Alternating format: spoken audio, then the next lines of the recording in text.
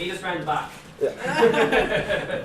Hit us up on the email and we'll show Yeah. okay, so before we actually get into video games, I need to define what Japanese horror actually is and some of the tropes that we're going to be looking at, because that's key. So there is a lot of kind of slides here, so forgive us. But yeah, the main difference, or the main factor of Japanese horror is psychological horror, tension building, suspense, supernatural, and it usually involves some sort of ghost or poltergeist or something like that, and has keys of possession, exorcism, shamanism, precog, and basically anything that isn't physical. That's the main kind of key that we're looking at. And a lot of games that we're going to be talking about, it's more in the mind rather than something that's actually trying to get you. And why? It's because a lot of Japanese horror is rooted in its culture. So horror in general is what scares us, right? So in Irish culture we have, the banshee, the Dullahan, all that kind of stuff, right?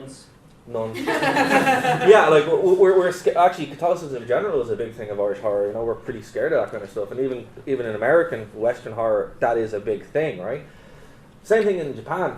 It's rooted in its religion and maybe Shintoism and Buddhism, and the fact that it's so they're not super strict on it, right? So you can kind of be both or one or the other, and it's all ancestor cult, right? So with the Shinto, it's literally worship of dead. So you can bring them back. Everybody has a soul. And a lot of the religious practices there are appeasing the ancestors. And that's where we get really spooky ghosts from, right? So, yes, basically if you do something bad, they're going to come back and haunt you. Also, stuff is tied to different parts of different areas. So we have haunted houses in the West. There's haunted cemeteries, or even streets. I don't know if you guys, we're going to touch on this later, but creepypasta, who reads creepypasta here? Yeah, great. Similar kind of idea, and you're going to see how that's tied into it now. But yeah, Shintoism and Buddhism, very important. So, as I said, folklore is a huge thing. So, these are some of my favourites that I picked up. Oh, the snowman one. Yeah. I like that. Yeah. Star people. So yeah, you can kind of see how this is related going forward, where folklore really is super, super important. The Snow Woman is one of my personal favourites, actually. And basically, she's a woman who died in the snow, and in order to take revenge, she becomes a ruthless killer. So she goes in, and if you're a traveller, she will approach you, and then slice your head off, or just kill you by freezing or whatever. So that is a thing. Another one that's really good. Yeah, all good. Yeah, Cheers, thank you very much. Need anything up? No, all good. We're Got it good. sorted. Thank you. Now, back to the Snow Woman of Death. Microphone, you know. I know. But yeah, the Snow Woman is cool, but what's more interesting is the well-known ghost of inanimate objects. Right, so that's a thing that's going way back into the 16th, 17th century, where objects actually become cursed and hosted. Now it's in the internet culture as cursed gifts or cursed memes or whatever, right? This is something that's going through, so usually the thing is that the ghost is tied to human tools. So the essence of humans is in a tool and it becomes cursed. So yeah, similar to haunted houses or something like that. This one is super important. So who likes Harry Potter? Yo. Okay.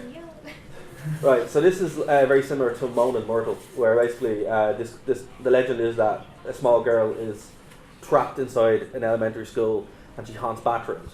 It's extremely common, and from what I've seen, there's a lot of it, right? Also, if you whisper her name, she'll pop up, like the Bloody Mary thing. So there are lots of crossover here, and that's why we're able to we're scared. Humans do two things.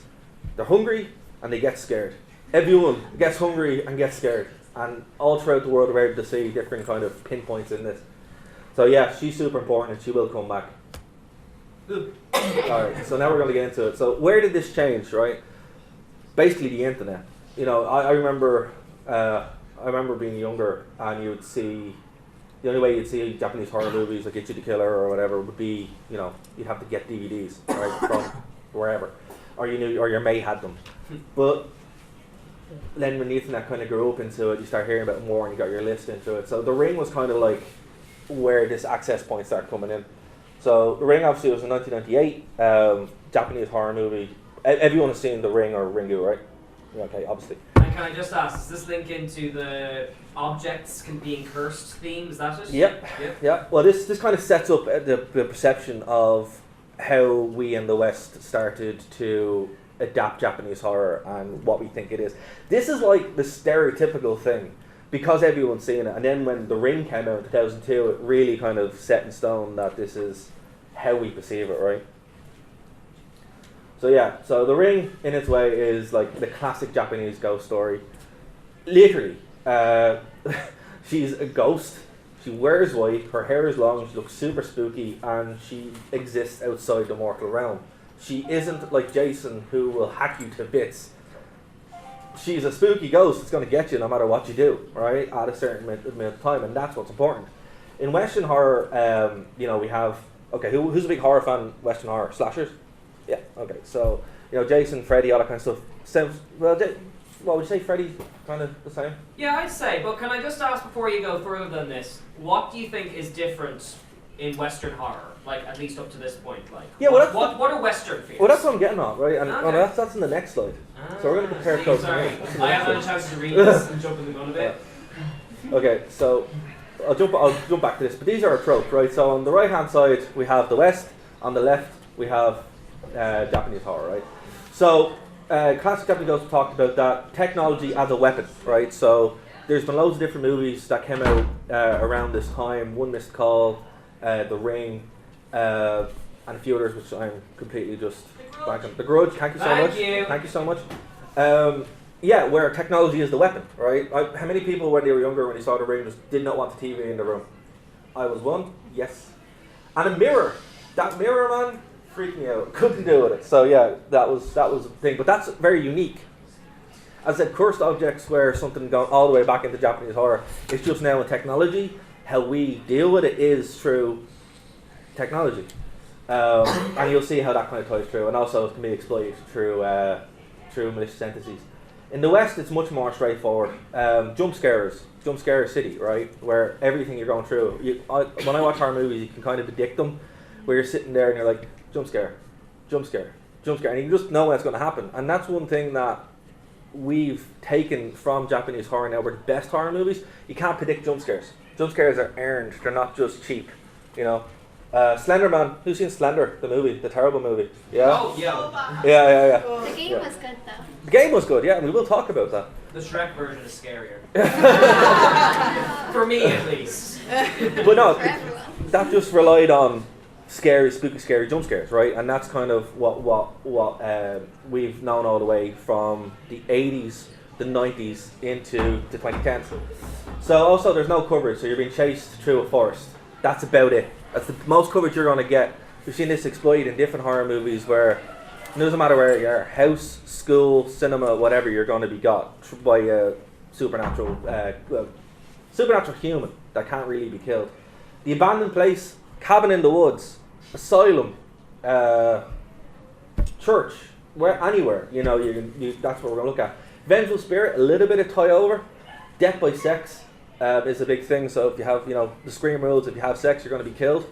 Which is kind of a Catholic thing, hangover. Yeah, it's a cultural thing, where the purity needs to be kept in, and if you have sex, you're going to be killed. And then the final girl, which comes from Halloween, right? So there's always one girl that makes it out at the end. She's like your virginal. Oh yeah. Yeah, exactly. So Jamie Lee Curtis being like the main. Yeah, I love that. Yeah, so that's the main difference, and they're the tropes that we have.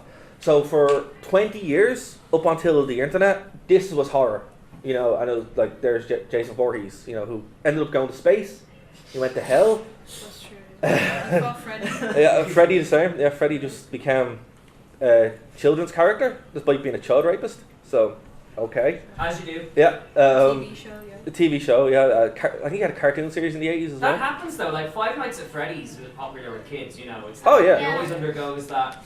You guys, Five Nights at Freddy's guys, and that I'm seeing Oscar Wilde. To explain, who are you, by the way? Or is this just how you're dressed, which is perfect? Nice. That is even better. Thank you. So, tell you what, before we go actually any further, who's got a good example of like a Japanese kind of horror thing or horror movie that we haven't covered yet? Any ideas? Anyone? Any idea? Hands up. What about you at the back? You at the back? Oh, Perfect Blue, maybe? Yeah. Ooh, that's a good one. Good. What about a Western one then? Something that kind of fits this. How about a Western one? Hands up. A really good Western horror. Hands up. Hands up. Down back there, yeah? Cabin in the Woods? Yeah. I'm glad yeah. you said Cabin in the Woods, because we talked about this on the show. Cabin in the Woods is actually a really good example of having... Who here's seen Cabin in the Woods, by the way? Yeah. Hands up. Yeah, so pretty much most people in the room. So anyone who hasn't, we won't ruin the ending of it, but it's a send-up of a horror movie. But what's interesting about it is we only see it from the Western standpoint. So we see a horror movie that follows these tropes. Full of jump scares. It's literally a vengeful spirit in the woods spirit of zombies. Yeah. Cannibal zombies, right? Yeah. Redneck. Redneck zombies. Yeah. And then they're picked off based on, some of them get high, some of them have sex, and the ones that, and we have a final girl and a final guy, but the final guy is a inversion of these tropes. Yeah. But what's interesting about that is, at the same time, and spoilers, guys, if you haven't seen it, do watch it anyway because it's fantastic. But It's on spoilers, Netflix, I think, yeah. yeah. But then we see that it's all part of appeasing the eldritch gods in different parts of the world, right? So we get to see the Japanese version of it, which follows That's what I wanted to bring up, yeah. the left side. It's literally Samara in a school with small girls. Like that's what it is. That's what their version of it is, right? Or even like Battle Royale. I know it's not strictly a horror, but that's the kind of same kids abducted from their environment into a scary thing. Yeah, same kind of idea, and that's why Cabin in the Woods is great because it does kind of play with that idea. Again, whoever said it, you've ruined the ending for us. But it's okay. We go back around. I'm glad you guys actually get this because this is fun. All right, so we're gonna kind of go into the PS2, right? So again, note the dates. There's nothing really here before 2000. So, Silent Hill, someone's gone to shout Silent Hill. Yeah, that's 1999, but that's not PS2, and it's also, that game was not supposed to succeed. If anyone knows, that where all the second-rate developers went to, they pumped it out and it became a success, so fair play. But we will be talking about Silent Hill 2, 3, and yeah, we'll forget the others exist. Well, since they're all PS2, can I just ask, For now. Why do you think the PS2 era is the best for horror then? Because we've had a lot of more advanced machines come out since then. Yeah, but graphics don't... Alright, so PS2 was like the most successful console of all time. Everyone here has probably seen a PS2 or owns one or has played one, right? And I would, as I said, if you haven't, go and get one, like they're great. But it's just because they were so ubiquitous. You know, you could have your AAA games, you could have your lower tier games, you could have your shovelware all in the same system. Now we can't, right? It's... your AAA games costing a couple million and they're not going to take risks, so you're not going to get it here. There are a couple of good ones on the PS4, but mainly, as we will see, indie games is where we kind of really start getting an impact in this. But for the time being, let's focus on this. Right. I jumped ahead a bit. Oh my god, I can't take all these images at once. It's okay. It's okay, right, so we'll just talk about them on this, right? So Siren is, again, a very similar kind of Ring clone, right? Basically, that's what it is. It's set up that way. Fatal Frame. Who's played Fatal Frame? Nice. The whole series? No? And can I just ask, you had a question or a point to add earlier? Did you have an Yeah, idea? you did. What about Resident Evil? I didn't see any. Good point, Yeah. good point.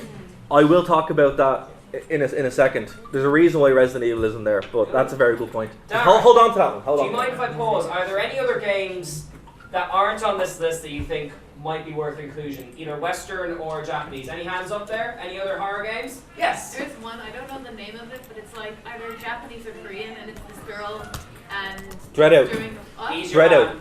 Yeah, I think so. Yeah. Dreadout is fantastic. Wait, what's it about? I'm just going to show you because that's actually one thing I wanted to keep on. I wanted to talk about, but We're on a wavelength there. so Yes, there. what we're going to do is we're going to let Markiplier help us on this because why not?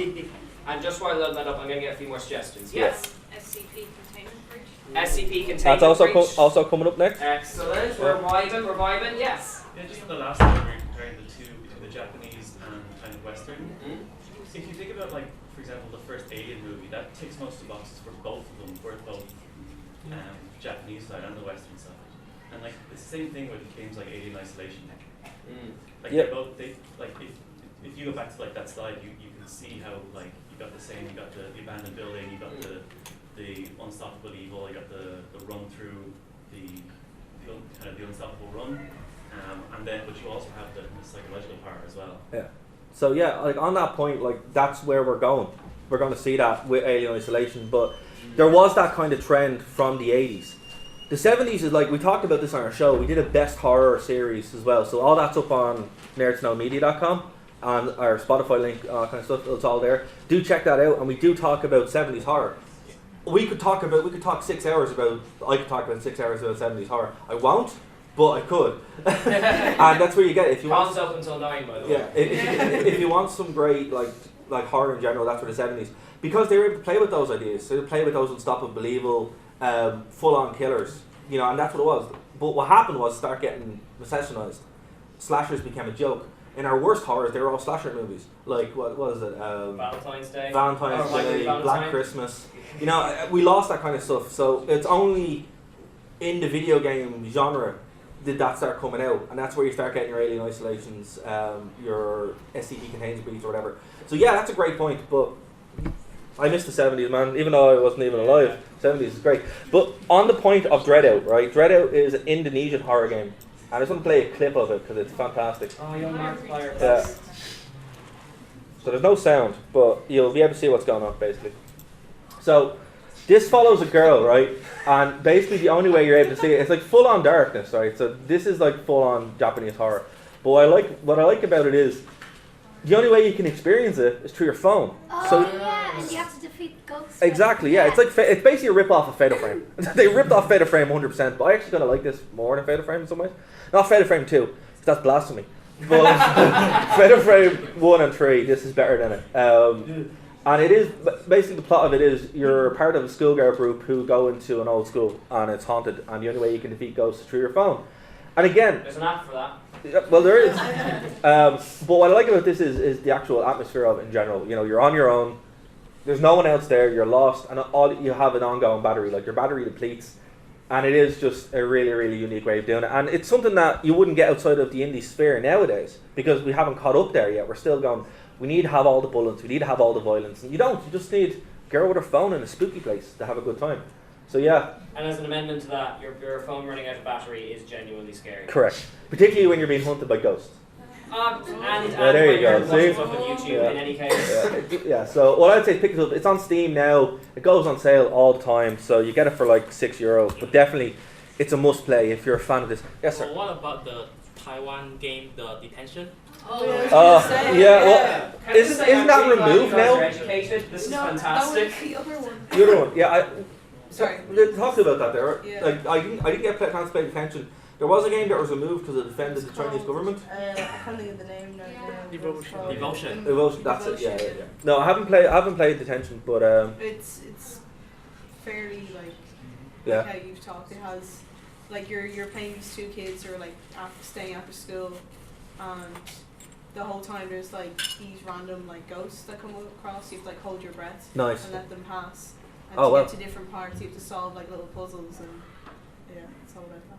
That's fantastic. Actually, I will play that later. I'm actually looking for something to play. I've got for prepping for this. I've played a bunch of games now on this, but yeah, I will pick that one up because that sounds like a lot of fun. Okay, so why we didn't talk about Resident Evil? Because everyone knows it. No, it's not that. The first Resident Evil, they're not really horror games in the same way. Oh, Hold- you're talking let me about finish. Blasphemous. Let me finish. In the sense, they weren't real horror games until recently.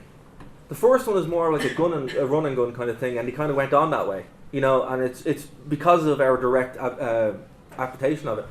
This is a game called Silent Blood Curse, and this is more close to who's played Silent Blood Curse. Yeah, 2 people, of course.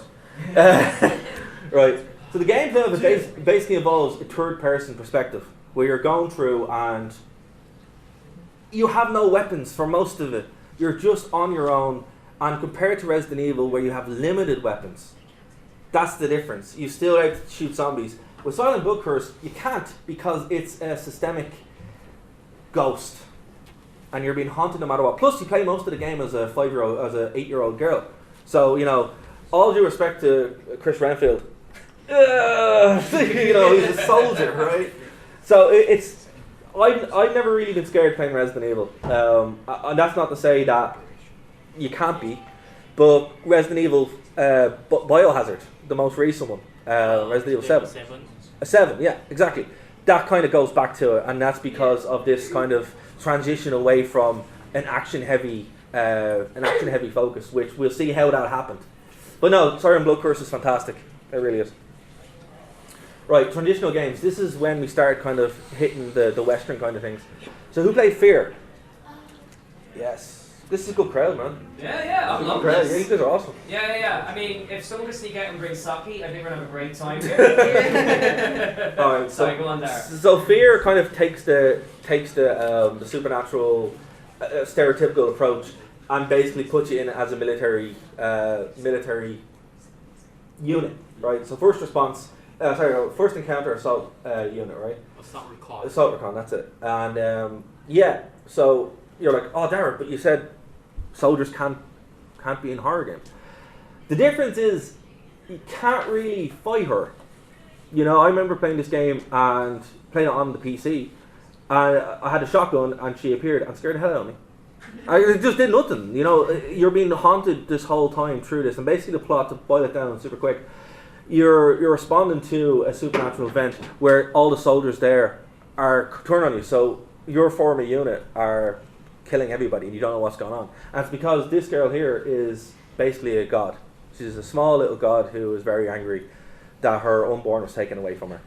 That's boiling it down to its most basic thing. But it was released 13 years ago. So this is 2006. This is when the internet started kind of really taking off. So when we start getting broadband and stuff. So that's how I found out about this. And it feels like games that would kind of go through. When you're playing it and you play more recent games, you're like, this is where they got it from, this is where they got it from. And yeah, it's great. So I just want to kind of play the trailer of it so you can kind of have a bit of a look. So yeah, enjoy my hacker screen. Okay.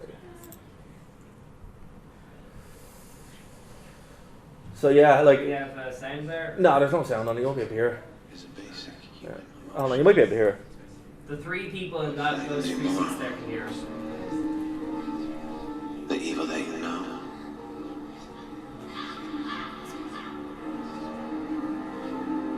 Or the evil that you don't know. Bird, what's your situation? Over. Bird, come in. What the hell? Something's coming.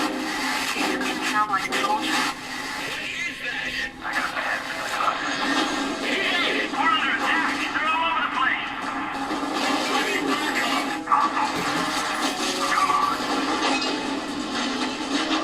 Storm. We're taking fire. The goddamn airport. I've been shot. Son of a bitch. Expect company. Messaging leader. Moving into position. Got contact. Get out of there now.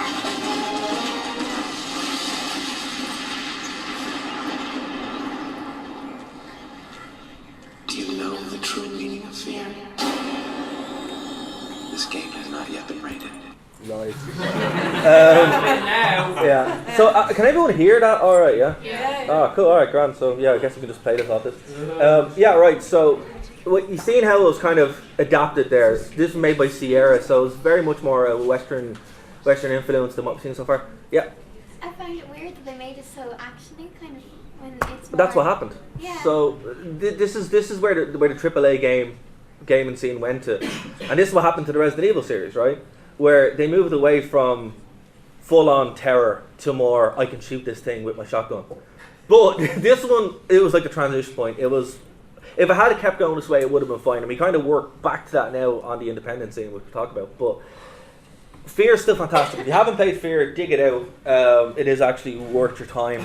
But I'm going to say something controversial now.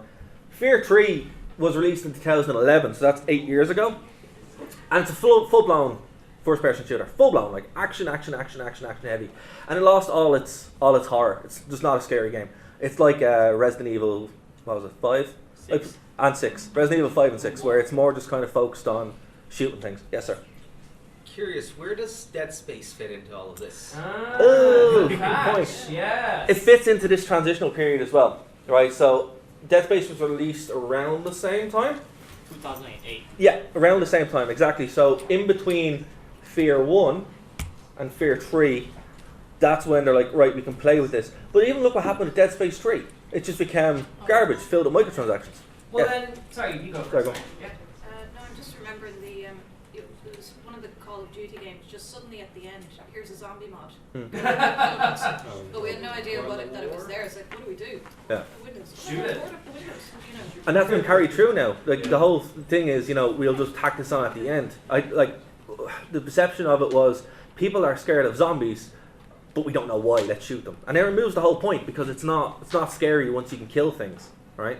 Yes, sir. Well, that's sort of a follow-up to what I was going to ask, because would you agree that a lot of horror would rely on the person playing the game to surrender an element of the ability to fight back, whereas a lot of AAA games might appeal to the average consumer who prefers having full control over their experience? That's a fair point. Yeah. Well, it goes back to what we said, right? So in the West, again, the Western horror tropes where you're fighting either a supernatural killing machine like Michael Myers or Jason, right? So you have a shot, but you're still not going to be able to kill it because it's going to keep getting back up. And same thing happened with Alien, where it was literally an alien, right? In Japanese horror, it was something you couldn't necessarily kill in conventional means. You had to find a way around it to cure, to heal the wound of whatever it was, because it comes from a more kind of ethereal realm. In games, it's just got because it's just the Xbox 360 really kind of pushed FPSs, right? And I love the Xbox 360, but it really kind of let's just shoot and kill as much things as we can, and that's why we had the tacked on zombie mod, because everything kind of became like Call of Duty, and that was just because that's what sold. That's what people wanted. The average consumers was pushing this across.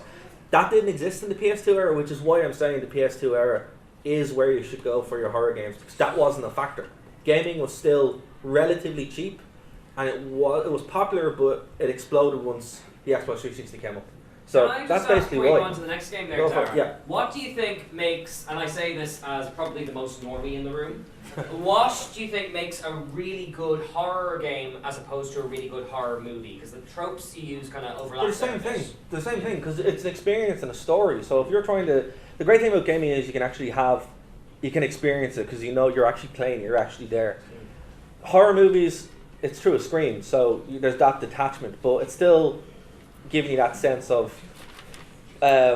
story. So yeah, like you can kind of overlap. We have more people? No, we don't. All right. So this is the part where we go into the West, right? So yeah, Slender. Ghost. Please go on. The SCP Foundation and then indie horror, right? So I remember when Slender first came out. There's like people who are younger than me and slightly the same age as me. Who remembers when Slender the 8 pages came out on your dial-up internet? Yeah. Nice. Yeah.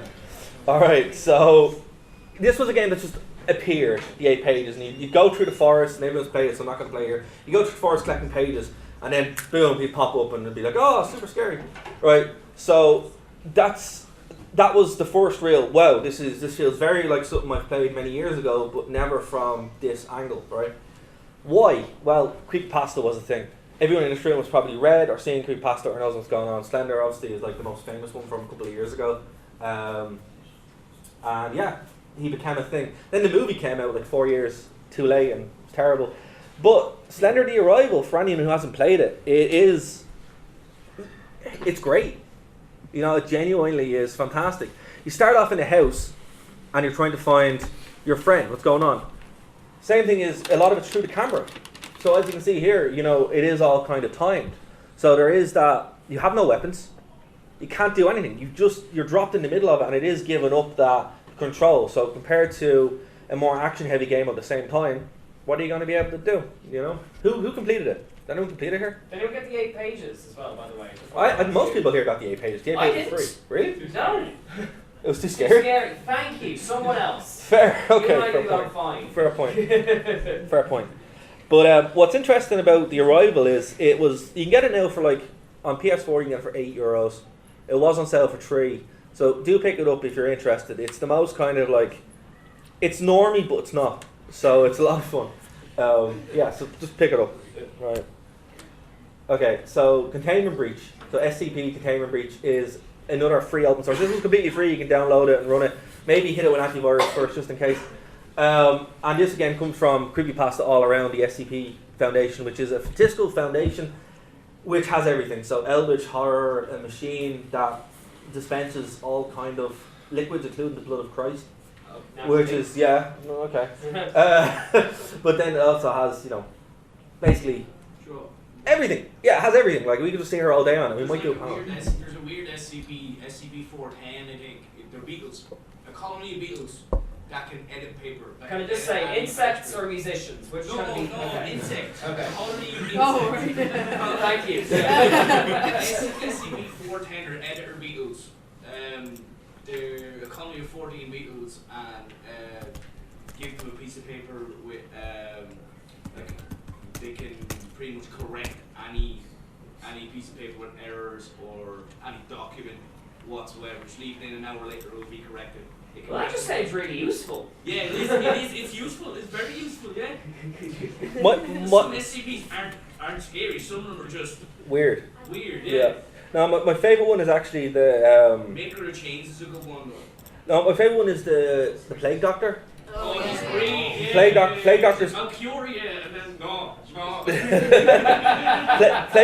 cure you. You're dead. Plague Doctor's good, and so is what's it? I like the City of London. The complete, that's a great one as well. Actually, we might do that. We might do an SCP special show. Yeah, guys, listen. Email us in with these because these are good. But here, I just want to play a bit of The Arrival because this is fun, and you'll see us on. There's no commentary on this, so.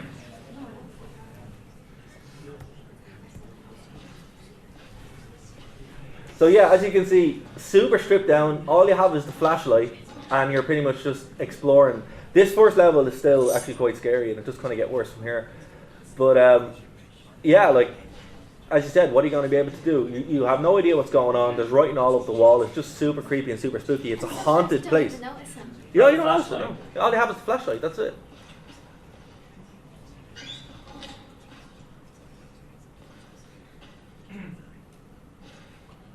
Now, anytime I might play, I usually look out the window and he's there looking at me, and then I lose my shit completely. Yeah. Someone else is going to have to open the door for me after this panel. This is great. Don't say that. Guys, this is a great game. You really should play it. It's super fun.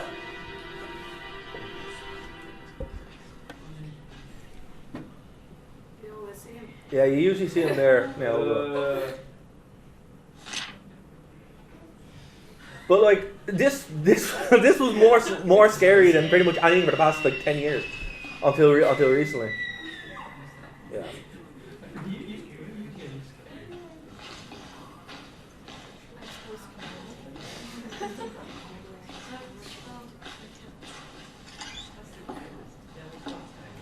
So there you go, like drenched with atmosphere, like complete. There you go, and the screen shakes and he's close, so we're probably going to see him eventually. You didn't say there'd be clips. Didn't know we'd have internet.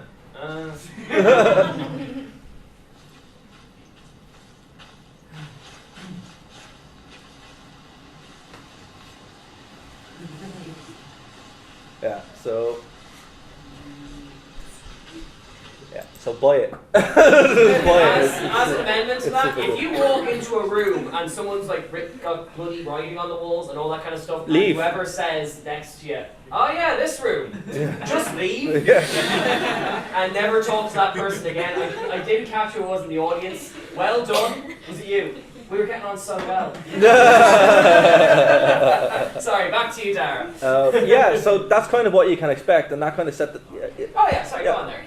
Where does Outlast fit into all of that? Outlast is actually on the next slide. Is it? Yeah, so we're going to talk about. So we get to that in a second. I have another question there. Yeah. Would you say that because you said that horror games eventually just became like these shoot 'em up, Yeah, which have their merit. Would you say that indie games have now sort of brought back that sense of the Yeah. Japanese horror, like brought it back to 100%. would you say? Yeah, and that's kind of where we're getting near close to the end now, and this is like the final point in it. Before you go on, do you mind if we take a few points down the back? Yeah, of course. Yourself on what is my left, your right. There. Yeah. Have you heard of the indie game Darkwood? Darkwood, I've heard of it. I have it on the PS4. I haven't played it yet. Is it good? Okay. Yeah. It's like a mix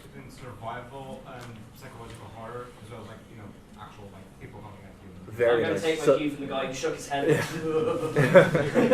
Very nice. Thank you very much. And you had your hand up there as well, yeah? Just with regards to Slenderman and bringing it into the Japanese kind of culture kind of thing, do you know the egg-faced people, the Nakarabu? Yes. Kind of basically, I was of the opinion that Slenderman was kind of inspired by that, because now the Nakarabu were kind of like the egg-faced people, where they're kind of like a creepypasta kind of urban legend in and of themselves, where you'd be walking deserted areas at night of Japan, and there'd be like just this kind of person in a suit, kind of completely featureless, basically like Slenderman. Yeah. There is an opinion that they're basically kind of like the Tanuki, who are like the raccoons who shapeshift, and they have to do that to adapt, and they're not very good at it. But I prefer the kind of scary Slenderman kind of interpretation. Well, that's it. Like there is. I'm sorry, can I just say, you said shape-shifting raccoons without context. This is exactly what I was expecting. Like, is this just normal to everyone else? I'm sorry, back to you. No, but on that point, like, you know, it's a lot of this stuff, a lot of what scares us, there are common threads. Like, obviously it's influenced by different things, by different cultures, right? So it's like a different kind of thing. So how we're raised depends on what we find scary, right? And that's it, like, but there are shared things. No matter where you're from, if you see someone spooky in a suit without a face, you're like, oh dude, no. You know? So yeah, it all depends, but it's what you encounter. And it's going to be these kind of different things. So a lot of it's got to do with cultural memory, and then just as our experience as being human. But yeah, great point. That's, hell man, if that ever happens to me, I'm ruined. What, a shape-shifting raccoon? Or even still, yeah. Sorry, we had another question there. What's up, man? Just on the what makes it creepy, it's like it's very uncanny valley with like Slenderman. For sure, right? The face and the slightly long arms and stuff. Yeah. Fingers, isn't it? But it's like, it's that kind of, that's why it was successful, you know. It was on the, what, it was on the B board, was it?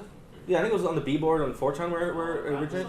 Something awful, that was it. Sorry, I spent too much time on 4chan. But yeah, Something Awful, and it was done by Lieutenant Surge after a competition, and basically he just took pictures that were normal pictures and inserted it, and that's what it was. It's just this kind of spooky weirdness in normality, right? So, as I said, you see a picture of kids, not very spooky, depending on what kind of kids they are. Could be like demons. And then you pop in a guy with a suit with long arms, and you're like, well man, that's really spooky. And that's kind of it, and that's like, it's just taking that banality. And that's something that's unique for Japanese horror that was maintained, and we lost it. We had it in like the 70s and the 80s in the West, totally gone out for crazy slashers. And it's something we saw with Slender there, The Arrival. Walking through a house, not scary, not scary. Holy crap, there's these weird drawings. Oh my god, I'm out. You know, it's like that's kind of the same thing. It's that uncanny valley, what we experience and what we think is normal, and where we feel safe. It's all got to do with where we feel safe. Most people feel safe in their homes. I do anyway, because I have loads of dogs. But you know, you wouldn't really feel safe on the street normally. So horror slashers would more kind of, that's why you start moving into the home. Oh, you're preaching to the choir. I walked through Dublin in a cape today. I didn't feel safe. Why, man? Capes are deadly. Yeah, but not to like randomers. They're lost. We've got another hand up down the back there. Oh, yeah.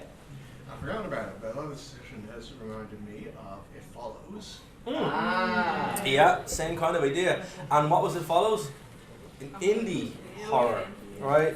Same thing happened with movies. It's like kind of like an analog. Most mainstream movies just became jump fests, jump scares. You know, I went to go see Countdown. So I went to see Countdown with the app that kills you. It's hilarious. It really is. It's super funny. Great recommendation for a horror movie. It's hilarious. Oh yeah, but that's what I mean. Like most modern day horror movies aren't scary because they're not. They're just ridiculous.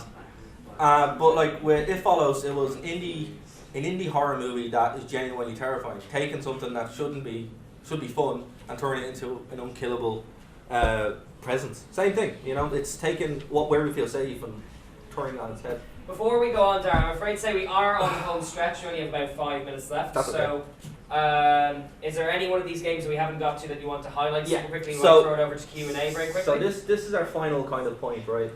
These games, and this is just a smattering, you type in modern horror games and these are going to pop up, right? Condemned is great, actually. If anyone never played Condemned, that's fantastic. Hands up, who's played Condemned? Yeah. You. It's great, yeah. Excellent. Condemned is great. Yes. It's actually I think it's by the same developers of Fear, if I'm wrong, Monolith. Yeah, I think Monolith did it, not too sure. But it is fantastic. Amnesia is like the big one, right? So that's when we started kind of getting this transition into modern indie horror games. So it was made by the same people as Amnesia, by the way. Yes. Professional games. Thank you so much. And yeah, Amnesia was like the first kind of like, oh, have you played this game? No, play it. And then it became a huge thing. And then we kind of jumped into Soma, and eventually came full circle Resident Evil. Resident Evil actually became scary again, right? And it's, genuinely is probably one of the best in the series. But the ultimate kind of like game that people would point to about the most renaissance of modern horror games, Alien Isolation, which you guys brought up. It's something else. It's great. Now, compared to Colonial Marines, which is fun in and of itself. Oh, great. Which is fun in and of itself. Alien getting stuck in the corner. But that's it, it returned that kind of, you're playing as Ripley's daughter, very limited ammo, no space, basically everything that you need to be scared is there. They just replaced a traditional Japanese coated paint on it and put like one of the scariest Western icons of horror we have in the Xenomorph. So if you haven't played it, pick it up. It is fantastic. You'll have a great time and be scared the hell out of it. But pick any one of these games. Even Layers of Fear isn't bad actually. But yeah, they're all super fun. Basically, around the same time, we had that transition towards what horror was. It just wasn't from the mainstream. So, you have Google stuff basically, and we come full circle.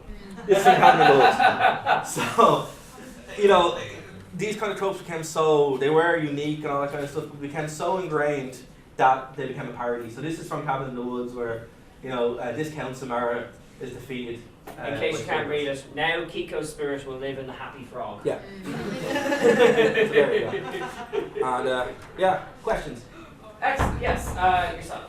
What's your take on like games like Until Dawn and all these Telltale? Cool, because I love that game. Until Dawn is super fun. It's scary, like. It's not really. It's more kind of like the story of it. It's like what's that game that came out? Heavy Rain. No. It's gone now. Choose Your Way, like. Yeah, no, it was. The new one. Well, funnily enough, what I will say is this is actually a game I played. It is a good example of a slasher movie. Yeah, as a game. yeah. It's a movie. It's a game as a movie, and I enjoyed it. I picked it up for like 12 quid there a while ago and played it, and I was like, oh, this is fun. I like Rami Malek. I was like, this is fun. Same cheerleader. Yeah, it was cool. But if more games were like that, it's a good stopgap, but it's not the same thing because you're not really experiencing it. It's like playing Heavy Rain, where it's fun, but you're not really there. It's just kind of something you're going more through. for the graphics and the story. Yeah, it's a good story. It's like an interactive movie. They have a new one coming out. The Oh, Makers. fantastic. It's on a ship. Okay. Oh, yeah. Definitely stick around. Yeah. Are there any other questions before we wrap up for our We have like horror three. experts? We'll take 3 more. Yeah. 3 Okay, more. 3 seems fair. Yourself there. So, what do you think about that? How is Outlast take any elements from the Japanese horror? I feel like it's very Western. It is. It is very Western, and that's what I'm saying. It took about 14 to 16 years to get to that point where people are like, right, we can't fuse the two, and you get games like Fear, you get games like Outlast, and you even get games like you get games like Dead Space, where they take stuff that you would normally expect in Japanese horror, but put a Western code paint on, as in more guns, shoot the thing, or whatever. And Outlast is like the outlier in that, but I would say basically by taking away the folklore element of it and the kind of killability, adding the killability of it, it does lose something. But the overall feel and atmosphere is there, and that's where it's kind of coming from. But then again, it's not pure. Like it's not a pure Japanese horror game, so of course it's going to be Western, right? I don't see any elements of Japanese horror in Outlast. Yeah, it's more in strands. It's more in the DNA strands of it, right? So, like in the same with Slender, it's more like it, but it's following this progression over years. If you have Fatal Frame and Outlast, you're like, where's it coming from? And then when you start peeling back the layers, that's where you'll see it. There's elements of it, but it's not a full Japanese horror game, and I wouldn't say that it was, but it's definitely worth inclusion. Same with Dead Space. Dead Space doesn't feel like a Japanese horror game at all, but it still has those kind of elements. Same with the original Resident Evil, which is a Japanese horror game. So, it's one of those kind of things. Excellent. So we have 2 more questions. And by the way, if you don't get time to ask us, myself and Dara will be hanging around for a bit. Yeah. And I just want to say, as an obligatory plug, our Facebook is nerdtoknowmedia. Yes. Nerdtoknowmedia on everything: Twitch, the website, YouTube, all that kind of stuff. It's all there. We have cards as well. Which we'll hand out at the end. So, and if you hit us up with a question or a comment on Facebook, more than likely it'll end up in the show next week. We want to encourage this kind of community feel, and by the way, I didn't expect to have such a scholarly horror crowd in this, so... Yeah, you did great. Well done, guys. Really, so, I know we're running a bit on time, so we'll take 2 more questions then. You had your hand up there. Yeah, so I was just going to say, would you say it's fair to say that the kind of the common thread, like for the Japanese horror that kind of runs into today's games is like, here's a normal person. And Not even a normal. You don't necessarily know how to defend yourself. Yeah, it it's takes more. time to It's more taking that fear of the unknown and swapping where you'd feel safe. That's kind of like the trend that's been taken out. So you could be anywhere and it could become a horror game, right? And you'd see that mainly with, like, you know, even stuff like American Horror Story now. They've kind of gone back to it with the slasher stuff because it does kind of have that. Those tropes are kind of, we seem to be going back towards the 80s, which is not a good thing, but yeah. It's good for changing things. Yeah, for sure. Anyway, one more. Anyone else? Any more? Last question? Yes, down the back. I was hoping to you. Go on there. Quickly, just wondering, what do you think, just from a movie point of view, what do you think of when, so we've got the original kind of The Grudge, bringing Jcon, the whole thing, what do you think of how the West interprets that with their remakes? Because for myself, Badly. it's a bit like when you've got the original Wicker Man versus like the Nicolas Cage Wicker Man, and it's like oh, that's brilliant in its own weird and wonderful way. That's also in the worst horror movie list. Yeah. But no, basically to sum that up real quickly, it's because it's a subtleties of Japanese thing. Yeah. I think just goes over the head.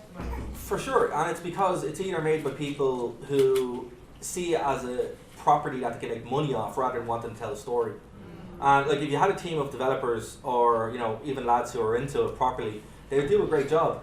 But if it's just a team that are like, we need to get this out before Q3, you're gonna get that, So yeah, it's more kind of what team's involved, right? So now if you have a good Silent Hill team making a good Silent Hill game, you're gonna have a great Silent Hill game. If you have a bad team making a Silent Hill game, you're gonna end up with Downpour. It's the same kind of thing. So it all depends on who's making it and why. And that's why you see much more honesty in indie games, because they're fans. Like, pretty much anyone who made these indie games were fans of the media that we talked about, playing the PS2 games, because they're all, like, my age or younger, so. Excellent. Well, on that note, if any more questions, come talk to us now at the test. But thank you very much, and we're nerdtoknowmedia. You can find us online, and thank you so much for coming. And if I don't see you, enjoy the rest of Jcon. I hope there's some sandy lights. We've also got business cards up the top if you want our deets. Thank you so much. You were fantastic. Thanks for coming.